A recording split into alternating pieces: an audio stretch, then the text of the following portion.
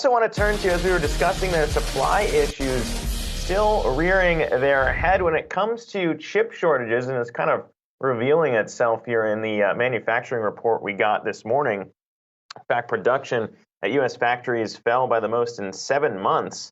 It's a 0.7% decline for the month. That came after a revised 0.4% decline in the prior month in August. Keep in mind, the median estimate from Bloomberg's survey of economists called for a 0.1% monthly increase in factory production, so definitely not moving in the right direction. And for more on that, I want to bring on Eric Oak, S&P Global Market Intelligence Panjiva research analyst, here with us now. And Eric, I mean, when you look at that report, maybe not surprising given how much we've been talking about this lately, but I mean, when you looked at it, how much of it is a signal that a lot of these issues are still here persisting? Thanks for having me. I think you're absolutely correct in that global or total U.S. imports are at record highs, but that just hasn't stopped supply chain struggles for individual companies or individual consumers from really making themselves apparent. With the additional capacity that we've seen coming into the country, it's causing congestion, it's causing potential supply chain disruptions that can kind of throw a wrench in the plans of businesses, especially manufacturers who are hoping for every raw material that they need to be on the manufacturing floor at the same time.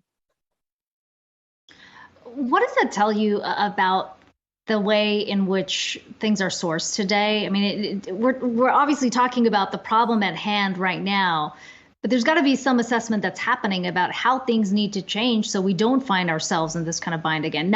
It's not often that we have a pandemic. Obviously, that was a huge event that led to the kind of disruption we're seeing today. But what are you hearing about some of the reassessments that are happening on the back end to say, well, what do we need to do to avoid this?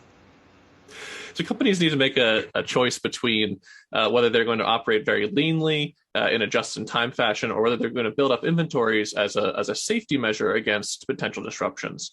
So companies need to make that choice, and obviously one side is additional costs versus kind of a risk reduction strategy. What we've seen looking at some of the data is that sectors or industries like retailing and household goods have been actually increasing the amount of revenue per inventory that they are reporting. That was in Q2, whereas industries like I believe it was semiconductors, automotives, materials were actually going the other direction. They were seeing for each dollar of revenue, they were seeing reduced inventories.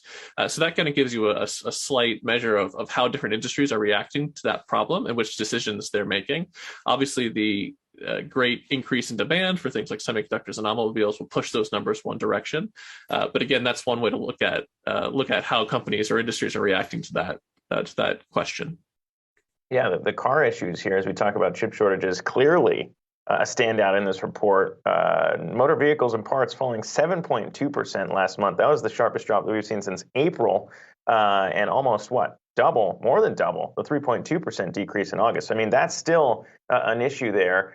When we talk about maybe the impacts of all these things, right? We've already talked about pricing, but just straight up shortages don't seem that far out of the ordinary here if you think about how long this backlog continues. I mean, you're an expert here in this. I mean, how long do you see these issues persisting before we can say, all right, we're out of the woods now? Great. Yeah, the next chance for kind of a little bit of remediation or a little bit of slack to be put back into the system. A lot of the carriers are saying that the Lunar New Year holiday, which shuts down many factories across Asia, might be a chance to catch up, kind of process some of these goods through the system.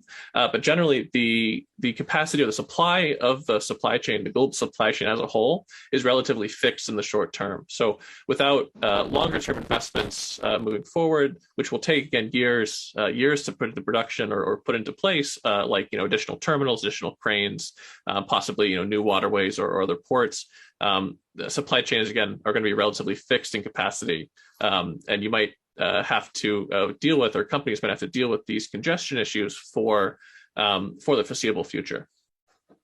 All right, Eric Oak, S&P Global Market Intelligence, Panjiva research analyst, bringing us the latest there on that disappointing report. Appreciate the breakdown.